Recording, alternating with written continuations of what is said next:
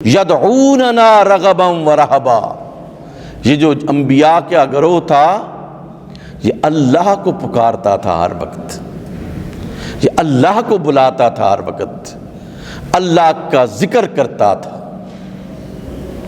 یدعوننا، ہمیں پکارتا تھا، اللہ فرماتا ہے انہم کانوا یسارعون فی الخیرات، اچھے کاموں میں وہ سبقت لے جانے کی کوشش کرتے۔ وَيَدْعُونَنَا رَغَبًا وَرَهَبًا، اور وہ ہمیں پکارتے تھے رغبت کے ساتھ، انعام کی رغبت کے ساتھ، اللہ کی رضا کی رغبت کے ساتھ، اللہ کی رحمت اور احسان کی رغبت کے ساتھ وہ جاتے تھے۔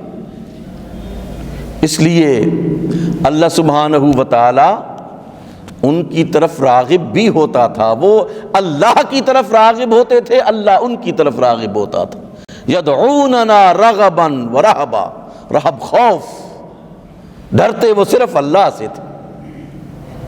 یعنی اگر کوئی ان انبیاء کی جماعت کو دیکھے تو واضح طور پر، دو ٹوک طور پر پتہ چلے گا کہ یہ وہ لوگ ہیں کہ جو صرف اللہ سے امید رکھتے تھے۔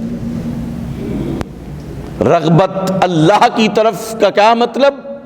کہ ہر معاملے میں اللہ سے امید ہے کہ اللہ عطا فرمائے گا، مسائل کے حل کے لیے اللہ کی طرف امید، اس دنیا میں تمکنت کے لیے اللہ کی طرف امید، اللہ کی ذات کے ساتھ تعلق، اپنے آپ کو بحیثیت نبی ایک امام کے طور پر ثابت کرنے کے لیے اللہ کی ذات کے ساتھ تعلق، مخلوق خدا کا اللہ کی ذات کے ساتھ تعلق جوڑنا، اپنے متبعین کا اللہ کی ذات کے ساتھ تعلق جوڑنا، یہ انبیاء کا فریضہ تھا۔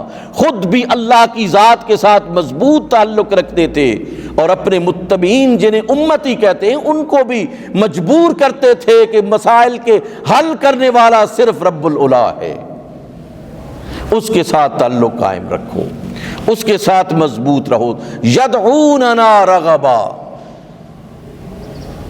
کہ وہ ہمیں پکارتے تھے، رغبت کے ساتھ پکارتے تھے کہ ان کے پاس اس کے علاوہ وہ کسی وسیلے کو، ان کے پاس جو کچھ بھی ہوتا، کسی راستے کو وہ یہی سمجھتے تھے کہ اگر یہ راستہ رب کھولے گا تو کھلے گا، اگر نہیں کھولے گا تو نہیں کھلے گا یہ راستہ۔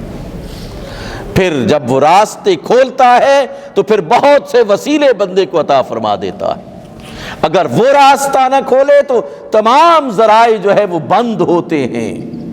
یدعوننا رغبا، اللہ کی طرف، ہماری طرف ہمیں پکارتے تھے۔ یونس علیہ السلام نے کیا پکارا؟ جب ہر راستہ بند ہو گیا، خشمناک ہو کر، غضبناک ہو کر اپنی امت سے چلے کہ میں تمہیں اللہ کی طرف رغبت دلا رہا ہوں اور تم اللہ کو چھوڑے جا رہے ہو۔ اب اپنی امت سے ناراض ہو گئے، اپنے متبعین سے ناراض ہو گئے کہ یہ میری بات نہیں مانتے۔ اللہ سبحانہ و تعالی نے ابھی کوئی دوسرا حکم نہیں دیا کہ جناب یونس ناراض ہو کر چلے گئے۔ یہ بڑا ڈیلیکیٹ راستہ ہے، بڑا نرم و نازک راستہ ہے۔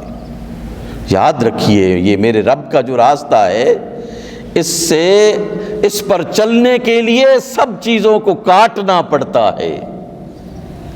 ہم اگر کہیں کہ دنیاوی جو بادشاہ ہیں وہ بھی راضی رہیں اور دنیا کے بادشاہوں کا بادشاہ رب بھی راضی رہے تو یہ دونوں اکٹھے نہیں ہو سکتے۔ یاد رکھیے اللہ راضی ہو تو سب راضی ہیں، اللہ راضی نہیں ہے تو کوئی بھی راضی نہیں ہے۔ تو اگلے حکم کا انتظار نہیں فرمایا جناب یونس نے، بس ناراض ہو کر چلے گئے۔ اس پر بھی گرفت ہوئی سیدنا یونس علیہ السلام کی کہ بھائی آپ کو میرے حکم کا انتظار کرنا چاہیے تھا۔ جب اس قوم نے تمہاری بات کو ٹھکرا دیا، جب اس قوم نے تمہاری بات کو ماننے سے انکار کر دیا تو پوچھتے میرے مولا اگلا حکم کیا ہے میرے لیے؟ حکم پوچھے بغیر تم چلے گئے، اللہ نے آزمائش میں ڈال دیا۔